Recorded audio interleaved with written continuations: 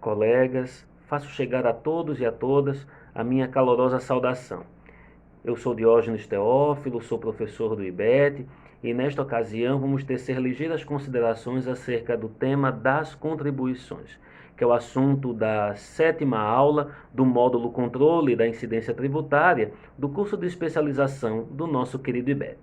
Agradeço o convite ao professor Paulo de Barros Carvalho, às professoras Priscila de Souza e Neiva Bailon, ao qual compareço imediatamente. Aproveito para dar meu testemunho de ex e eterno aluno do IBET sobre o quão este instituto, estas pessoas, esta metodologia me ensinaram a pensar e a viver. E sou muito grato a todas elas e espero que os colegas e as colegas possam fazer a mesma experiência que eu pude fazer um dia e que continuo fazendo.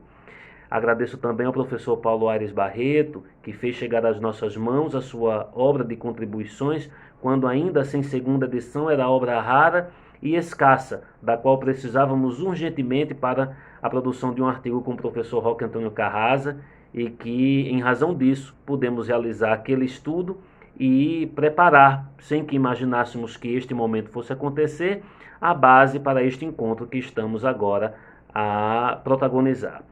O tema do qual estamos incumbidos de tratar, conforme falamos, é o tema das contribuições, que dispõe de importante condão interdisciplinar no plano do direito positivo. Ele dialoga com o direito financeiro e dialoga com o direito processual, sendo o campeão de arrecadação federal e também o campeão de presença no contencioso administrativo e judicial. Nós selecionamos 4 tópicos a partir dos quais pretendemos abordar de modo sucinto e de modo a atrair a atenção dos colegas para a aula vindoura.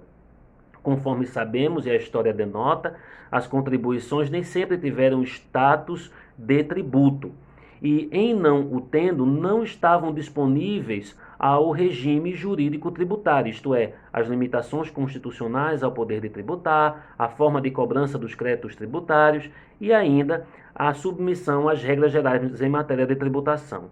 Com a superveniência da Constituição de 1988, as contribuições foram, assim, segundo pensa o próprio Supremo Tribunal Federal e o professor José Eduardo Soares de Mello, alçadas à condição jurídica de tributos. Esta posição, ela diverge da linha encampada pelo professor Paulo de Barros Carvalho, Roque Antônio Carrasa e Geraldo Ataliba, para quem os tributos são impostos, taxas e contribuições de melhoria, sendo as demais classes, chamadas contribuições especiais e empréstimos compulsórios, assumindo feições ora de impostos, ora de taxas, ora dos dois. A aula de espécies tributárias, ela aborda esse tema com devida profundidade. Segundo esta perspectiva, são apostos 2 critérios: a vinculação da materialidade à prática de atividade estatal e o vínculo da obrigação, direta ou indiretamente, obrigação tributária, com a atividade estatal. Razão por que nós segregamos impostos de um lado, materialidade não afeita à atividade estatal, e vínculo de obrigação com a atividade estatal, direto ou indireto, direto taxas, em decorrência do exercício do poder de polícia e prestação de serviço público específico e divisível, e a intervenção indireta, no caso, a valorização imobiliária decorrente de obra pública. E aí nós segregamos o regime jurídico das taxas do regime jurídico das contribuições de melhoria. Para a corrente do professor José Eduardo Soares de Mello, os tributos são 5, porque afora estes elementos constam a afetação da receita e a restituibilidade. Então, a partir de 4 critérios, são construídas 5 espécies tributárias: impostos, taxas, contribuições de melhoria, contribuições especiais e empréstimos compulsórios. Então, as chamadas contribuições, outrora chamadas contribuições para fiscais, porque, como vimos, elas não tinham status jurídico de tributo, elas passaram a ser distinguidas da contribuição de melhoria como contribuições especiais. Tema que dirá de perto com a classificação das contribuições. O que é que caracteriza, enfim, as contribuições? Primeiro, a vinculação a uma ação direta do contribuinte. A materialidade não está ligada a uma ação do fisco, mas sim uma ação da administração tributária, mas sim uma ação direta do contribuinte, assim como é o caso dos impostos.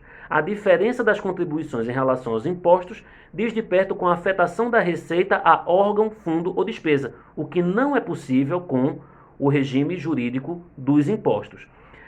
Hoje, falando-se em reforma tributária, calha manifestar que uma grande reforma tributária foi a desafetação, reconhecimento da desafetação do regime jurídico das contribuições ao dos impostos. Por quê? Porque os impostos, segundo a legislação tributária, a própria Constituição, eles devem ter o seu produto repartido entre os entes subnacionais. Já as contribuições não. O seu regime fica totalmente afeito ao ente competente. Falando de competência, cumprindo distinguir competência de capacidade tributária ativa, competência enquanto poder para instituir o tributo e capacidade tributária ativa, como aptidão para a fiscalização e para a cobrança, para a arrecadação, nós temos que, normalmente, muitas contribuições, elas tenham como sujeito ativo a União, elas são passíveis de cobrança por meio de outras pessoas, titulares de capacidade tributária ativa. Aquelas pessoas que eram titulares do direito de arrecadar antes da Constituição de 88, ao referirmos em contribuições para fiscais. Para falarmos sobre a competência, nós temos as contribuições da União, contribuições dos estados, membros e do Distrito Federal e contribuições do município e do Distrito Federal.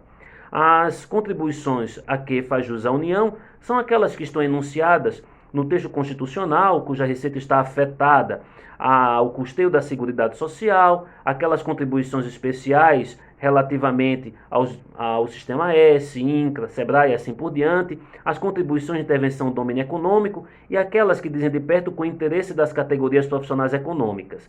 Em relação aos estados, municípios e Distrito Federal, é comum a competência para instituir o tributo, contribuição concernente ao Fundo de Previdência do Serviço Público.